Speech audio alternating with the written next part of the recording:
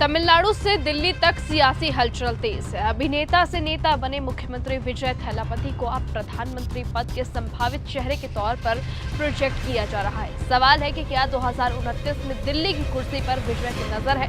बताएंगे आपको आज की इस पूरी खबर में। नमस्कार, आप देख रहे हैं न्यूज गंगा और मैं हूं आपके साथ निशा भारद्वाज। दरअसल विजय की पार्टी तमिलगांव वेत्री कझगम यानी कि टीवीके से जुड़े समर्थक उन्हें भविष्य के प्रधानमंत्री के तौर पर प्रोजेक्ट कर रहे हैं। इसी दावे ने अब राजनीतिक गलियारों में हलचल मचा दी है। लेकिन जैसे ही विजय के पीएम बनने की चर्चा तेज हुई, कांग्रेस की तरफ से पलटवार भी सामने आया। कांग्रेस के सांसद कार्ती चिदंबरम ने कहा कि प्रधानमंत्री बनने के लिए संसद में कम से कम 272 सांसदों का समर्थन चाहिए। Minister of India, you need to command the support of 272 MPs.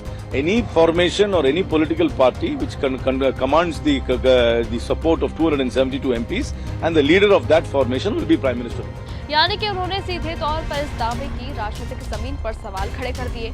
और अब यहाँ सबसे बड़ा सवाल यही है कि क्या विजय की नजर 2029 की दिल्ली की सत्ता पर टिकी है। विजय ने मई 2026 में तमिलनाडु के मुख्यमंत्री के तौर पर शपथ ली थी और उनकी पार्टी ने विधानसभा चुनावों में बड़ी जीत दर्ज की थी।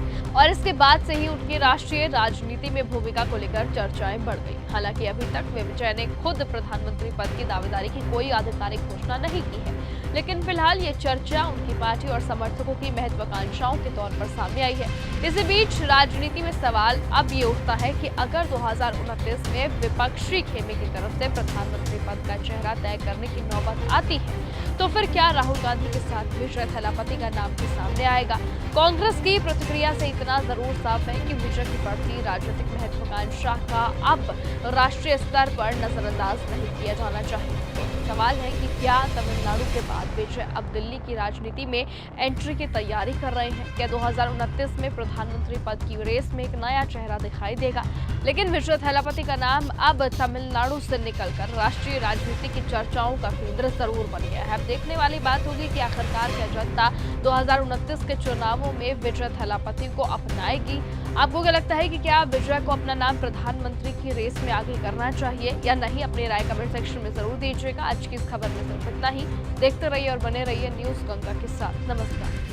अगर आपको ये हमारा वीडियो पसंद आया हो तो इसे लाइक और शेयर करना बिल्कुल ना भूलें। साथ ही हमारे चैनल न्यूज गंगा को सब्सक्राइब और फॉलो जरूर करें ताकि देश और दुनिया की हर बड़ी खबर आप तक सबसे पहले पहुंचे।